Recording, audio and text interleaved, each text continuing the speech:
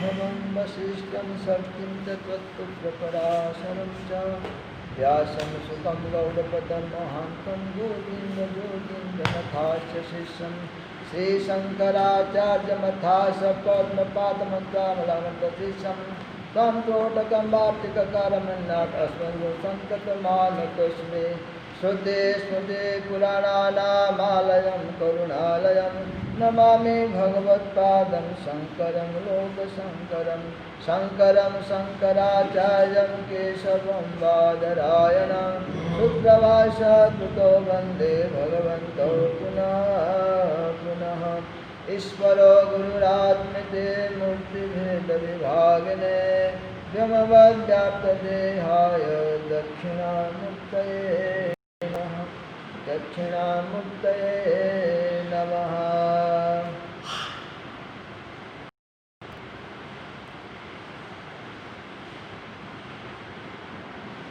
जब तक जीव जगत में रहता है बक बक करता रहता है, जगत से हट जाता है तो मौन हो जाता है। प्रश्न, किंतु क्रिया में तो कई प्रकार की आवाज़ें होती है, फिर उपदेश मौन कैसे हो सकता है? कल जितने बात बताए सब मौन की बात बताए थे। इसके आधार पर महाराज ने प्रश्न पूछा था कि क्रिया प्रकार की आवाज़ होती है तो उसका क्या अर्थ है, मौन कैसे हो सकता है? महाराज से क्रिया की आवाज़ें चित्त कम है, उनका प्रभाव ज्ञान मौन ही होता है। जिस प्रकार समुद्र की लहरें उठते तथा विलीन होते समय शोर करती हैं, किंतु परिणामतः शांतता ही प्रकट होती है। तो क्रियाओं की आवाज़ें चित्त शुद्धि का क्रम है। तो क्रियाओं में जो आवाज़ आती है, जिसको प्रश्न कर रहे हैं महाराज जी, तो गुरु बड़े महाराज कह रहे हैं जो आवाज़ आती है वो आवाज़ चित्त शुद्धि का क्रम है और उनका प्रभाव तथा ज्ञान मौन ही होता है। तो क्रिया का जो प्रभाव है और ज्ञान है मौन ही होता है। उदाहरण देते हैं, जिस प्रकार समुद्र की लहरें उठते तथा विलीन होते समय शोर करती है। कितने आवाज़ आती है समुद्र की लहरें? समुद्र के किनारे जाके खड़े हो जाओ तो पता लगता है कि लहरें क्या आवाज़ें करती है। लेकिन सब विलीन हो जाती है, बंद हो जाती है, परिणामतः समुद्र की शांतता प्रकट हो जाती है। कहते ना समुद्र कितने गहर गंभीर कितने। फिर प्रश्न करते हैं, दक्षिणा शक्ति जगत का रूप ग्रहण करती है। प्रश्न है कि दक्षिणा शक्ति जो है जगत का रूप ग्रहण करती है क्या? जगत का रूप ग्रहण नहीं करती, जगत केवल भाषित होता है। हाल में बैठकर चलचित्र पर्दे पर देखते हैं, दृश्य तथा परिस्थितियां दिखाई देती हैं, किंतु यह सभी कुछ आभासित होता है, वास्तव में कुछ नहीं। जीव उसे यथार्थ समझकर उलझ जाता है। लहर एक कल्पना है, वास्तव में समुद्र ही है। कल्पना के संस्कार संचित होने में भी शोर करते हैं। फिर तो मौन शास्त्रीय अथवा बौद्धिक ज्ञान भी शोरी है, विज्ञान होने पर मौन होता है। तो प्रश्न है कि दक्षिणा शक्ति क्या जगत का रूप ग्रहण करती है? उत्तर में कहते हैं नहीं, जगत का रूप ग्रहण नहीं करती है, जगत केवल भास होता है। आप देखो तो सही, इतना बड़ा जगत हमारे सामने है, जो जगत हमारे लिए अभी सत्य सत्य त्रिवार सत्य है। बड़े महाराज जी कह रहे हैं ये जगत केवल भाषित होता है। कैसे समझाते हैं आगे? जिस प्रकार हाल में बैठकर चलचित्र पर्दे पर देखते हैं, दृश्य तथा परिस्थितियां दिखाई देती है, किंतु यह सभी कुछ आभासित होता है, वास्तव में कुछ नहीं। सिनेमा के हाल में एक पर्दे पर कितने सारे चित्र उभरते हैं, विलीन होते हैं, देखने वाले को क्या लगता है? सच लगता है। देखने वाले को सच लगता है तो इसलिए तो जाके वहां बैठ।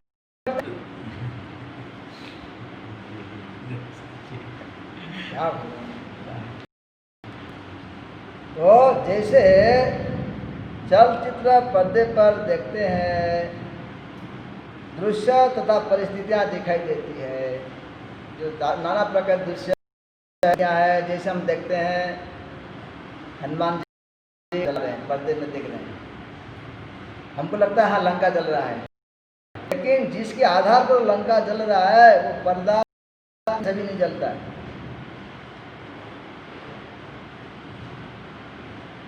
तो ये सब आभासित है, सत्य कुछ नहीं है।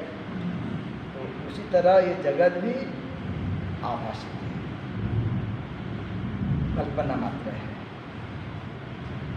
जीव समझकर उलझ जाता है। जगत में हम लोग उलझने का कारण क्या है? सत्य मान लेने के कारण।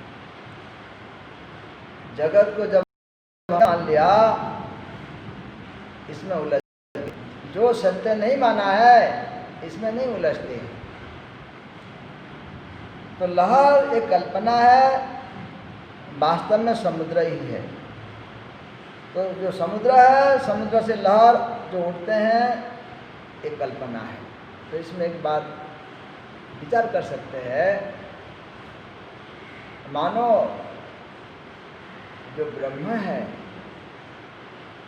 वो समुद्र है और ये जगत एक लहर है। जगत क्या है? लहर है। ब्रह्म समुद्र है। ब्रह्म रूपी समुद्र से जगत रूपी लहर आता है और फिर ब्रह्म में गिर जाता है। कितना बड़ा खेल है, देखो तो सही। कितना बड़ा खेल और कितना बड़ा सत्य लग रहा है हमको।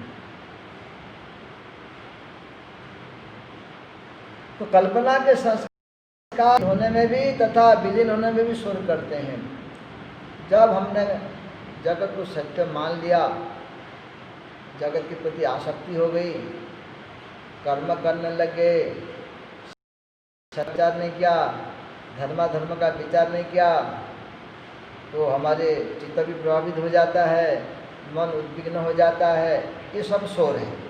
इसमें संस्कार संचित होते हैं और जब ये क्षीण होते हैं तब भी वो शोर करते हैं। अर्थात जो बता रहे हैं कि नाना प्रकार आती है।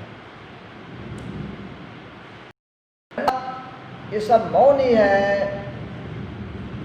शास्त्रीय अथवा बौद्धिक ज्ञान शोरी है। देखो आगे क्या कहते हैं, शास्त्रीय ज्ञान अथवा बौद्धिक ज्ञान ये भी शोर है। जहाँ अनुभव नहीं है सब शोर है, केवल आवाज है। जैसे गुरु महाराज जी कहते थे यहाँ ये तक सब खुला था। 88 में जब गुरु पूर्णिमा मनाए, सब यहाँ पानी कीचड़ लगाए थे, बैठने के लिए जगह नहीं थी तो कुर्सियाँ मंगाए थे, एक स्टेज बनाए थे। गुरु महाराज जी वहाँ विराजमान होकर गुरु पूर्णिमा का आशीर्वचन दिए। तब बोले थे वचनकार प्रवचन के माध्यम से ब्रह्म को लाकर टेबल पर खड़ा कर देते हैं। कैसे खड़ा कर देते हैं? प्रवचन के माध्यम से। तो जो कह रहे हैं वो जो शास्त्रीय ज्ञान है ये केवल बौद्धिक ज्ञान केवल प्रवचन है कि आपने 10-20 श्लोक याद कर लिया, थोड़ा अध्ययन कर लिया और प्रवचनकार बन गए। आजकल तो बोर्ड लगे हम देखते हैं कि प्रवचन कला सीखने का आजकल बोर्ड लगने लग गया है। तो ये सब जो है भाई, ये शास्त्रीय ज्ञान या बौद्धिक ज्ञान ये केवल शोर है। इसमें कोई दम अनुभव नहीं है, वहाँ दम है नहीं। तो ये शास्त्रीय ज्ञान और बौद्धिक ज्ञान भी शोर ही है। विज्ञान मौन होता है। जब विज्ञान हो विशेष ज्ञान अर्थात जिसको कहते हैं उपरख्य ज्ञान। उपरख्य ज्ञान जब आपको वास्तविक हो जाएगा फिर आप मौन हो जाएंगे, बोलने की फिर कोई आवश्यकता नहीं। अब आगे गुरु महाराज जी प्रश्न करते हैं, गुरु महाराज एक निवेदन है कि यदि दक्षिणामूर्ति के विषय पर आपके द्वारा पुस्तक लिखी जाए जिसमें दक्षिणामूर्ति उपनिषद, दक्षिणामूर्ति स्तोत्र तथा अपनी आरती तीनों की विषय हो तो साधकों पर बहुत उपकार होगा। अब गुरु महाराज जी ने बड़े महाराज से निवेदन किया कि आप दक्षिणामूर्ति के विषय में एक पुस्तक लिखिए जिसमें दक्षिणामूर्ति उपनिषद, दक्षिणामूर्ति स्तोत्र तथा अपनी आरती तीनों की विशद व्याख्या हो। क्योंकि पहले उन्होंने बताया बड़े महाराज जी ने कि दक्षिणामूर्ति को समझने के लिए दक्षिणामूर्ति उपनिषद और भगवान शंकराचार्य जी की जो दक्षिणामूर्ति स्तोत्र और उनकी लिखी हुई आरती, तीनों को लेकर के दक्षिणामूर्ति को समझ सकते हैं। जब उन्होंने बड़े महाराज जी ने कहा तो गुरु महाराज जी कह रहे हैं कि महाराज आपसे निवेदन है कि आप ये तीनों विषयों को लेकर के आप एक विशद व्याख्या अच्छी तरह समझा करके पुस्तक लिखेंगे तो साधकों पर बहुत उपकार होगा। महाराज हमने जो लिखना था लिख चुके, हमारा समय अब कितना बाकी है, अब तो यदि हो सके तो तुम ही इस विषय पर। अब बड़े महाराज जी ने गुरु महाराज जी को आज्ञा दे दिए कि हमारा समय निकल गया, हमको जो करना था, अब जब समय मिलेगा तुम इस विषय में कुछ लिखना। यह सुनकर मैं हतप्रभ रह गया। महाराज ने इसे कहा तो गुरु महाराज जी कह रहे हैं मैं हतप्रभ रह गया। कुछ देर तो क्या कहूँ, फिर अपने आप को संभाला तथा निवेदन किया, पहले ही आपने आपके द्वारा रचित शक्तिपात सूत्र लिखने के लिए कहा हुआ है, पता नहीं वह भी हो पाएगा कि नहीं। अब आप लिखने का बोल रहे हैं तो का अभी चल रहा है दक्षिण शक्तिपात सूत्र महाराज ने लिखा है। तो अब कब से लिखे थे पता नहीं, और अलमारी में मिल गया करके तो यहाँ देखो लिखे। गुरु महाराज जी ने खुद कहा है कि बड़े महाराज जी ने उनको कहा है कि तुम शक्तिपात सूत्र पर लिखना। तो गुरु महाराज जी ने लिखे हैं और अलमारी में रखी हुई थी तो खुले तो मिला, तो उन्होंने ये लिखा है, तो पता नहीं वह भी हो पाएगा कि नहीं। अब आप दक्षिणामूर्ति पर लिखने को बोल रहे हैं। तो गुरु महाराज जी बड़े महाराज जी कहते हैं कि महाराज पहले आपने कहा है कि शक्तिपात सूत्र पर कुछ लिखना, मैं वो लिख पाऊंगा कि नहीं पता नहीं, फिर आप दूसरा ये दक्षिणामूर्ति पर लिखने को बोल रहे हैं। महाराज से योग्यता की चिंता मत करो, दक्षिणा शक्ति में सभी योग्यताएं निहित है, उसे समर्पित होकर करोगे तो वह सब संभाल लेगी। बड़े महाराज ने बोला भाई तुम योग्यता की चिंता मत करो, क्योंकि पहले कहते आए ना कि महाराज मेरे में योग्यता है नहीं, मैं दीक्षा कैसे दूंगा या उत्तराधिकारी कैसे बनूंगा, मेरे में बहुत सारे अवगुण है, दुर्गुण है, मेरे में कोई योग्यता नहीं है।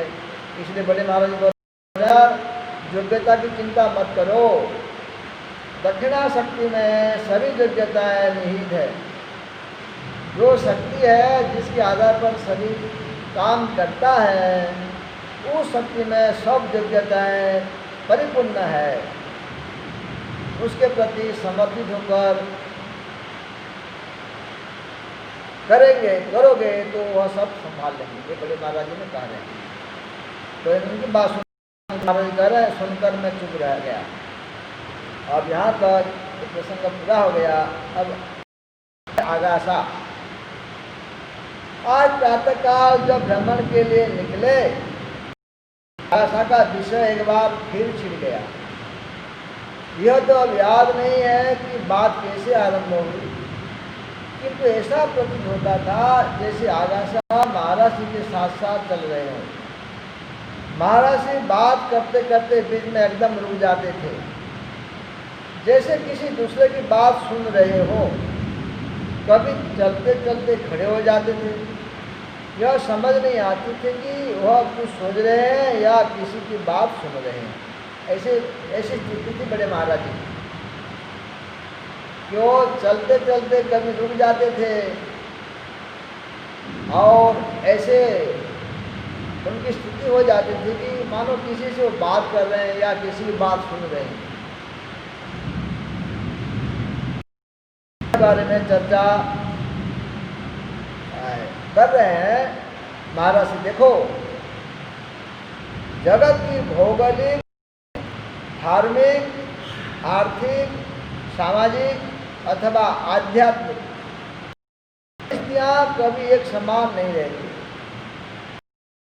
एशिया, अफ्रीका तथा अमेरिका सब एक ही भूखंड थे। पर ऐसा एक समय था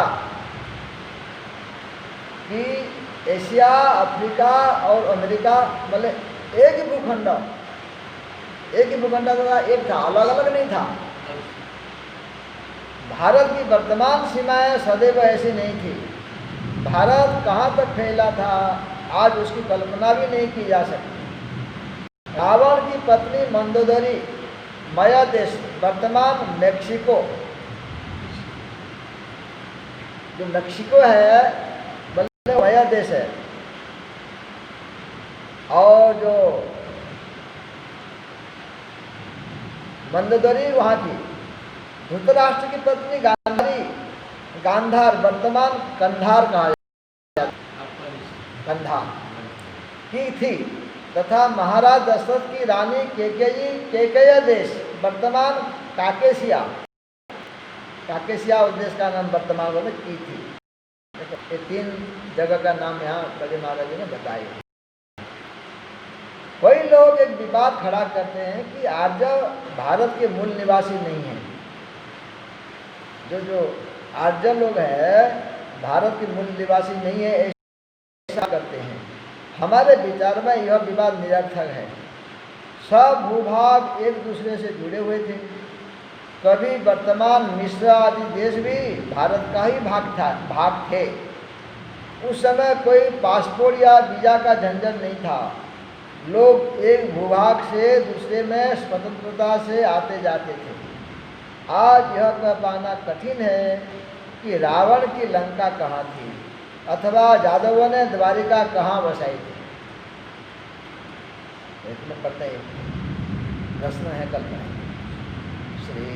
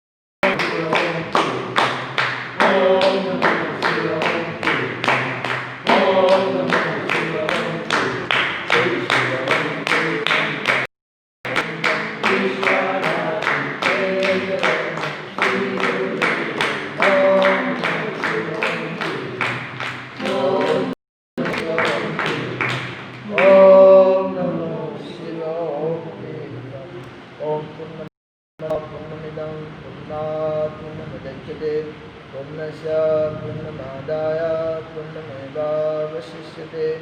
ओम शांति शांति शांति। श्री सद्गुरुनाथ